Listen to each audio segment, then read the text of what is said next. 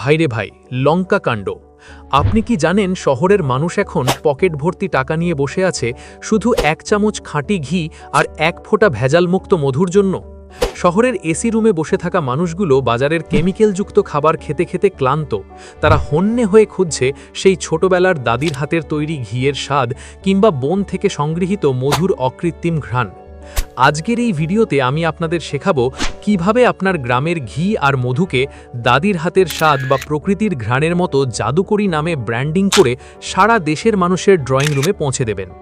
আপনি যদি একজন নতুন উদ্যোক্তা হতে চান অথবা বাড়িতে বসে আয়ের পথ খুঁজছেন, তবে এই 5-6 মিনিটের ভিডিওটি আপনার জীবনের মোড় 180 ডিগ্রি ঘুরিয়ে দিতে পারে। তাই 1 সেকেন্ডও মিস করবেন না, কারণ ভিডিওর শেষে থাকছে এমন এক গোপন মার্কেটিং হ্যাক যা আপনার কাস্টমারকে আপনার ব্র্যান্ডের পাগল ভক্ত বানিয়ে দেবে। একটি ব্যবসার প্রথম এবং প্রধান পরিচয় হলো তার নাম। ঘি ও মধুর ব্যবসায় সফল হতে হলে আপনার ব্র্যান্ডের নাম হতে হবে এমন যা শুনলেই কাস্টমারের মনে বিশ্বস্ততা আর আবেগের জন্ম হয়। আপনি যদি নাম দেন সজীব ভ্যারাইটি স্টোর, তবে মানুষ ভাববে এটি একটি সাধারণ মুদি দোকান। কিন্তু যখন আপনি নাম দেবেন দাদির হাতের স্বাদ বা প্রকৃতির ঘ্রাণ, তখন কাস্টমার অবচেতন মনেই সেই পণ্যের বিশুদ্ধতা আর ঐতিহ্যের সাথে যুক্ত হয়ে যাবে। নাম ঠিক করার পর একটি সুন্দর ও রুচিশীল লোগো এবং ফেসবুক কভার ফটো দিয়ে আপনার পেজটিকে সাজিয়ে ফেলুন। অনলাইনে মানুষ আগে চোখ দিয়ে পণ্য দেখে, তাই আপনার ডিজিটাল শোরুম বা ফেসবুক পেজটি হতে হবে একদম টিপটপ এবং প্রফেশনাল, যেন কাস্টমার পেজে ঢুকেই বুঝতে পারে এখানে খাঁটি জিনিসের কারবার হয়। পণ্য তো আপনার খাঁটি, কিন্তু শহরের মানুষ আপনার ওপর কেন ভরসা করবে? এখানেই আসে কন্টেন্ট তৈরির আসল জাদু। মনে রাখবেন, অনলাইনে মানুষ শুধু ঘি বা মধু কেনে না, তারা কেনে সেই পণ্যের পেছনের গল্প বা স্টোরি।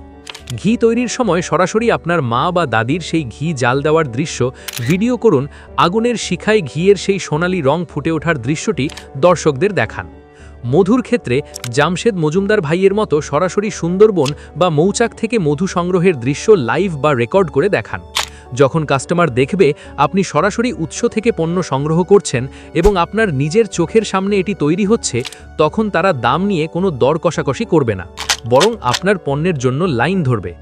এই স্বচ্ছতাই হবে আপনার ব্র্যান্ডের আসল বিজ্ঞাপন। ঘি এবং মধুর মতো তরল পণ্য ডেলিভারি করা নিয়ে অনেক উদ্যোক্তা ভয়ে থাকেন যে বোতল ভেঙে যাবে কিনা। এখানেই আপনাকে ব্যবহার করতে হবে দেশি জাদু বা ন্যাচারাল প্যাকেজিং। শহরের মানুষ দামি প্লাস্টিকের বাবল র্যাপ ব্যবহার করে, কিন্তু আপনি ব্যবহার করবেন ধানের তুষ বা শুকনো খড়। একটি মজবুত কাগজের কার্টুনের ভেতরে মধুর বা ঘিয়ের বোতলটি রেখে চারপাশ খড় দিয়ে এমনভাবে ঠাসাঠাসি করে দিন যেন ভেতরে বাতাস খেলার জায়গা না থাকে। এই প্যাকেজিং শুধু বোতলকেই সুরক্ষা দেবে না, বরং কাস্টমার যখন এটি খুলবে এবং খড়ের সেই সোদা গন্ধ পাবে, তখন সে বুঝবে সে আসলেই অরিজিনাল গ্রাম বাংলার জিনিস পেয়েছে।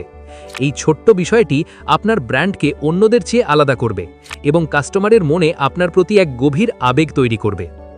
এবার আসি ডেলিভারি আর পেমেন্ট নিয়ে টেনশন কমানোর উপায়।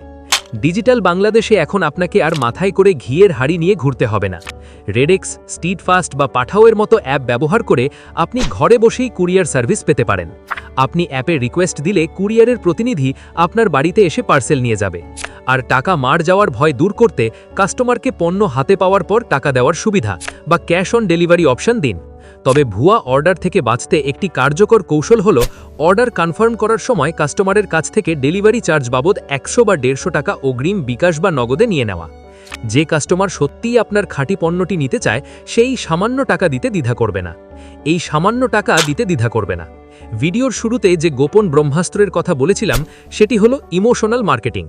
যখন কাস্টমারকে ঘি বা মধুর বোতল পাঠাবেন, প্যাকেটের ভেতরে একটি হাতে লেখা ধন্যবাদ পত্র বা চিরকুট দিন।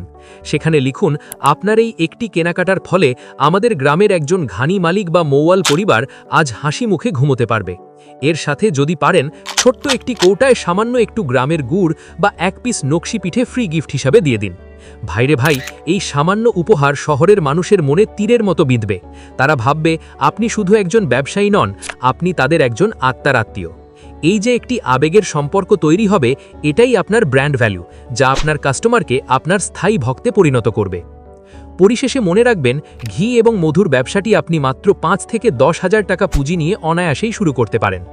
আপনি চাইলে প্রি অর্ডার মডেলে কাজ করতে পারেন, অর্থাৎ আগে কাস্টমারের কাছ থেকে অর্ডার নেবেন এবং সেই অনুযায়ী গ্রাম থেকে টাটকা ঘি বা মধু সংগ্রহ করে পাঠাবেন। এতে আপনার টাকা আটকে থাকার কোনো ভয় থাকবে না। সততা, সঠিক ক্যালকুলেশন এবং মানুষের মুখে হাসি ফোটানোর মানসিকতা থাকলে আপনিও হতে পারেন আপনার এলাকার পরবর্তী ই-কমার্স বস। অলসতা ঝেড়ে আজই মাঠে নেমে পড়ুন এবং নিজের একটা পরিচয় তৈরি করুন। ভিডিওটি ভালো লাগলে লাইক দিন এবং এই ঘি এবং মধুর ব্যবসার কোন টিপসটি আপনার সবচেয়ে ভালো লেগেছে তা কমেন্টে জানান। আপনার সফলতার গল্প শোনার অপেক্ষায় থাকলাম। আল্লাহ হাফেজ।